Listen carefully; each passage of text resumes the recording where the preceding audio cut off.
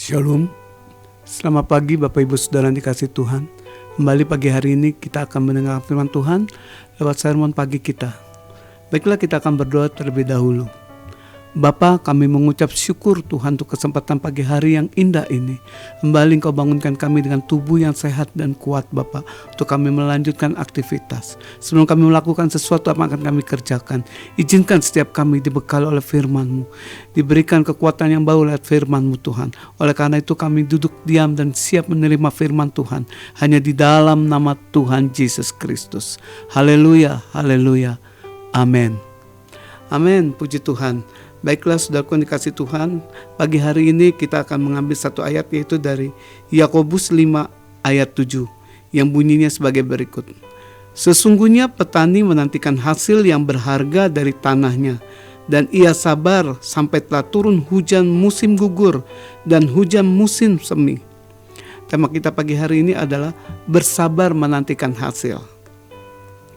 Sejujurnya tidaklah mudah untuk memiliki buah roh yang namanya kesabaran.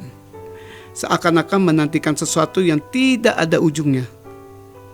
Sampai kapan kita harus bersabar terus? Rasanya sudah tidak sanggup lagi. Seringkali kita bersungut-sungut seperti demikian.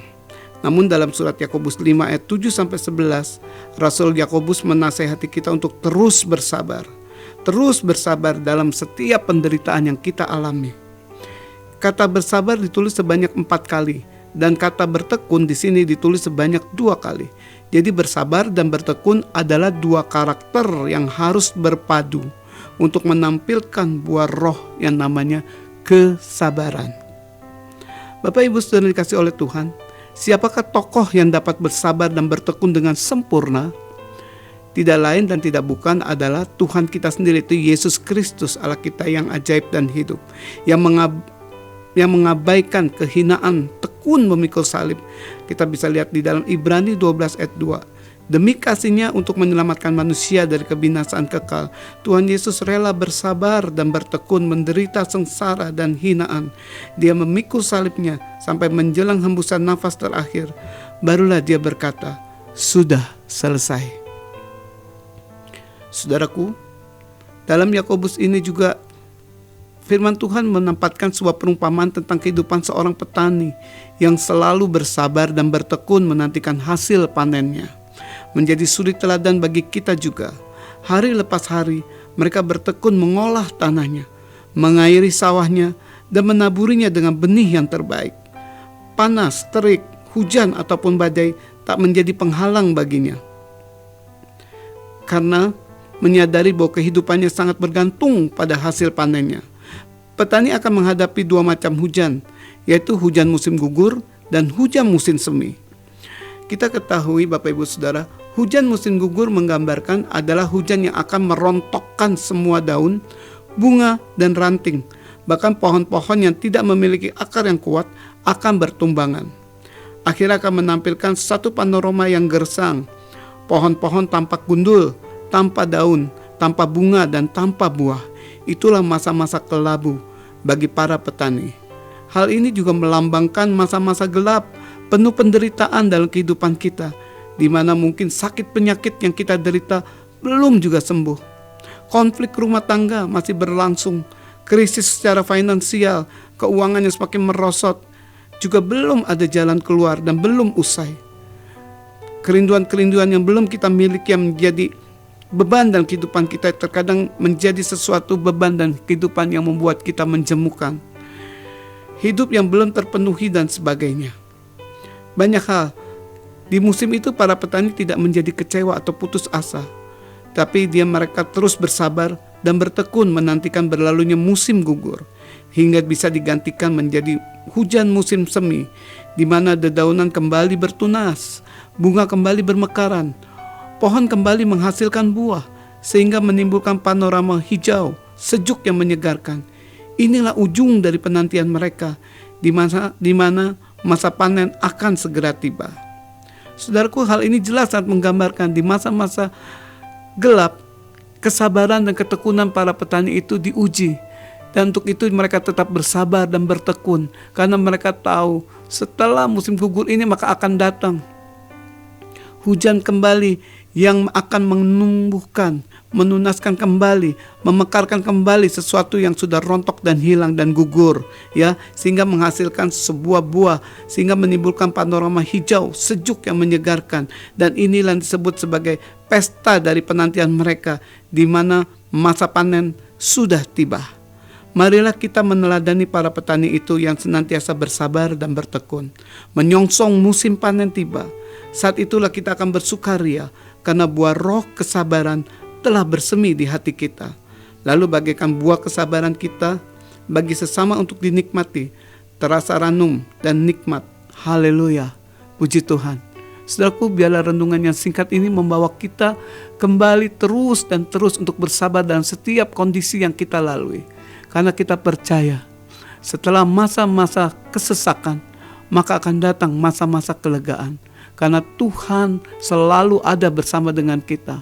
Seringkali kita tidak sabar untuk menantikan masa-masa di mana Tuhan akan menunjukkan kasih-Nya atas hidup kita.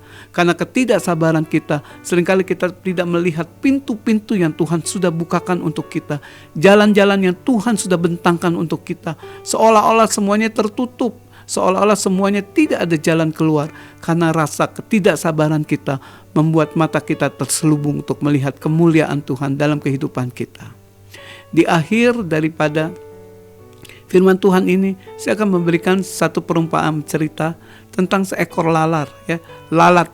Seekor lalat yang tiba-tiba masuk ke dalam sebuah ruangan, katakanlah sebuah kamar. Walaupun cuma satu ekor, tetapi sangat membuat kita tidak nyaman, karena suara kepakan sayap dan dengungannya akan membuat satu kebisingan yang tidak membuat kita tidur dengan nyaman. Untuk itu kita berusaha mengusir lalat tersebut untuk keluar dari kamar kita. Satu kali saya mengambil sebuah raket yang ada listriknya untuk penepok nyamuk, dan saya mengarahkan kepada lalat tersebut. Lalat tersebut tidak ingin saya bunuh, karena saya membuka jendela lebar-lebar, saya membuka pintu lebar-lebar. Untuk apa? Untuk menunjukkan jalan keluar bagi si lalat tersebut. Lalu tepokan nyamuk yang saya arahkan kepada lalat itu bukan untuk membunuhnya, tapi untuk menggiring lalat tersebut untuk melihat jalan keluar dan untuk dia bisa berlari ke jalan keluar. Tapi apa yang terjadi?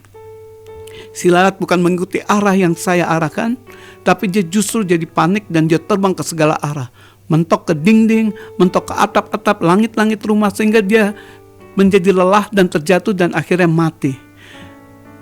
Kenapa hal itu terjadi? Karena lalat itu melihat tepokan nyamuk itu menjadi suatu ancaman dalam kehidupannya. Pada sebenarnya yang kelihatan seperti tepokan nyamuk, yang kelihatannya seperti pencobaan, yang kelihatannya seperti krisis, sesuatu yang tidak enak yang kita alami hal ini, sebenarnya bukan satu hal yang membuat kita mati, tapi itu adalah ketahanan, keujian untuk setiap iman kita, untuk kita bisa bersabar menantikan jawaban Tuhan. Amin. Haleluya. Semoga ilustrasi dan firman yang singkat dan sederhana ini boleh memberkati kita pagi hari ini. Tuhan Yesus memberkati kita. Mari kembali kita tundukkan kepala dan kita mau berdoa. Bapa, ampuni kami Tuhan. Kalau selama ini dalam kehidupan kami, seringkali kami merasa tidak sabar. Seringkali kami merasa kami ingin segera instan mendengarkan jawaban daripada Engkau Tuhan. Kami tidak percaya bahwa Allah yang kami sembah adalah Allah yang hidup, yang sanggup memenuhi setiap apa yang jadi kebutuhan kami. Sebab firman-Mu adalah jalan keluar bagi setiap kehidupan kami. Seringkali kami memakai pikiran kami sendiri. Seringkali kami mengandalkan kekuatan kami sendiri untuk kami mencari jalan keluar bagi masalah kami. Sehingga kami terjatuh, lelah dan lemah Tuhan. Tuhan, biarlah hari ini, pagi hari ini mengingatkan, firman Tuhan mengingatkan, menyegarkan setiap kami Bapa.